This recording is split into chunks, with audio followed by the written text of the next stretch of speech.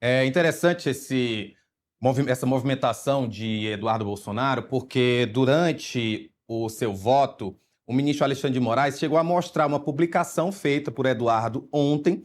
Ele disse, inclusive, que a publicação não fazia parte do processo, mas ele queria fazer essa demonstração de que, segundo o ministro, ele estaria novamente tentando coagir o Supremo Tribunal Federal, porque nesse texto ele apela ao Donald Trump, apela ao secretário de Estado Marco Rubio. E aí eu queria perguntar para o senhor, essa publicação, a qual foi classificada pelo próprio ministro Alexandre de Moraes como criminosa, ela pode gerar outro processo em relação a Eduardo Bolsonaro ou apenas foi uma citação que ele quis trazer para reforçar o voto dele? Com certeza, Rafael. Essa, inclusive, foi uma das questões debatidas durante o processo.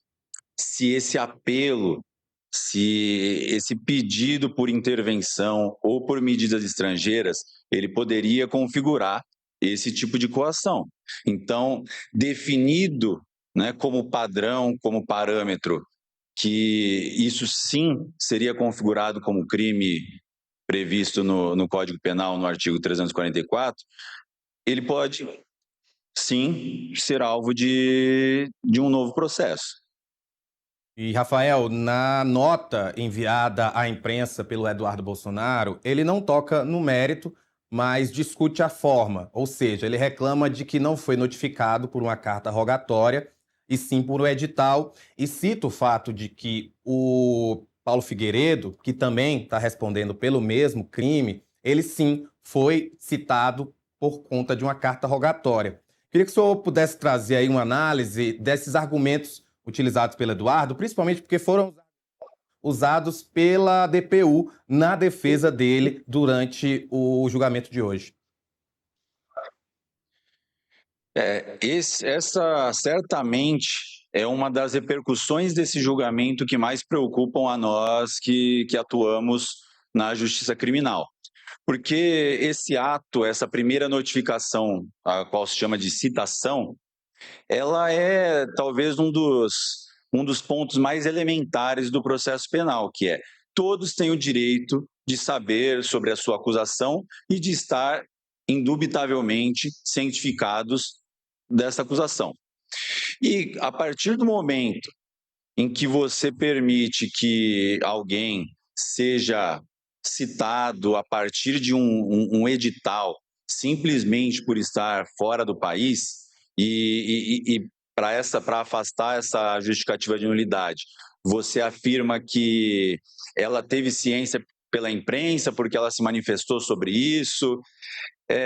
O efeito desse julgamento, ele vai ser repercutido em todo o país, porque, né, a partir do momento em que você relativiza isso, você está perdendo um dos princípios mais básicos do processo penal. E aí, dentro disso, eu acredito sim que a Defensoria Pública da União estava com razão e que fez essa afirmação, fez esse pedido de nulidade de uma forma muito assertiva.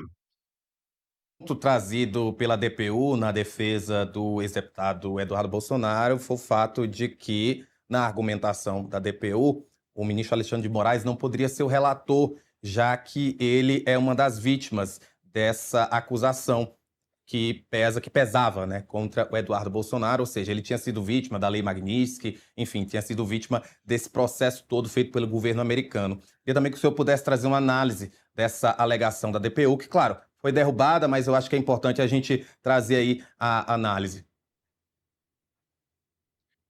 Com certeza essa é outra questão que é muito importante.